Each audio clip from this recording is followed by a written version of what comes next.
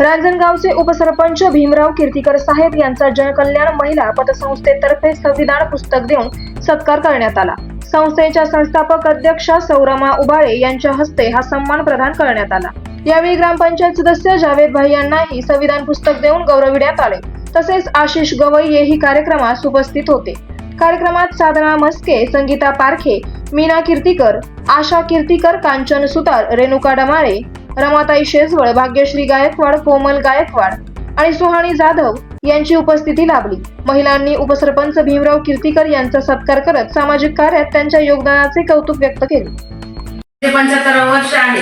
हे 75 वर्ष आपल्या 26 जानेवारी म्हणजे भारतीय लोकशाही प्रजासत्ताक दिनापर्यंत आपण सर्वजण साजरा करणार आहोत। म्हणून या लोकशाहीचा जनजागर हा 26 जानेवारी पर्यंत आपण करणार आहोत। या अनुषंगाने आपल्या जनकल्याण महिला पतसंस्थेकडून आपण ही छोटीशी भेट देऊन लोकशाहीचा जनजागर करत आहे, जनजागृती करत आहोत। पुन्हा एकदा तुमच्या ग्रामपंचायतला आमच्या सर्व महिला मंडळाकडून खूप खूप शुभेच्छा। तुमच्या सर्वांच्या हातून चांगली प्रगती हो, आपल्या गावचा विकास हो या सदिच्छा।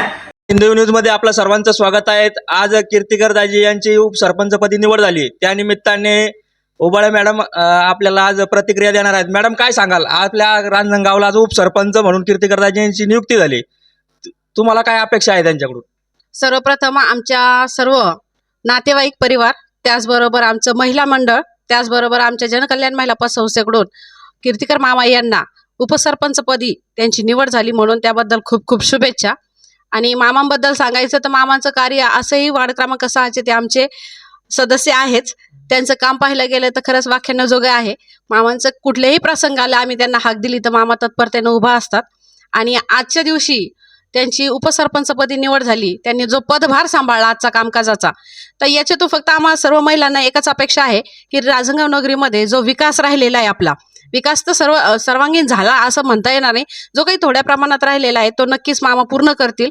त्याचबरोबर जे काही गावाची स्वच्छता, कारण ठिकठिकाणी जर बघितलं तर कचरा खूप पडलेला असतो, त्यासाठी मामा कार्यरत असतील। आणि मामाकडून तेवढी अपेक्षा आहे की आपला गाव थोडा रोगराई मुक्त व्हावा। त्याचबरोबर ज्या माता भगिनींच्या ज्या काही समस्या असेल त्या समस्या सुद्धा मामांनी सोडवाव्यात। आजच्या एवढंच सांगते आणि थांबते। तसेच आपल्या सोबत आहेत उपसरपंच जो नवचिरित परिचित आहेत, काय सांगाल कीर्तिकर साहेब?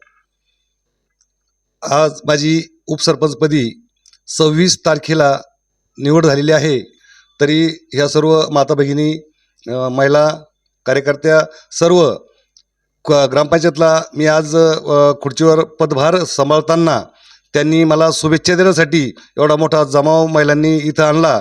आणि ज्या ज्या गोष्टी त्यांना अपेक्षित आहे, विकासी काम असेल, कचऱ्याचं निवारण असेल, तर ह्या गोष्टीवर आम्ही खूप याच्यावर कचऱ्यावर म्हणजे स्वच्छता याच्यावर आम्ही भर दिलेली आहे। आणि अजून जास्त भर देऊ की गावामध्ये कोणत्याही ठिकाणी तुम्हाला असं सकाळी बाहेर आले घराच्या 7 वाजता 8 वाजता तुम्हाला कचरा दिसणार नाही, असं नियोजन आम्ही लावतो।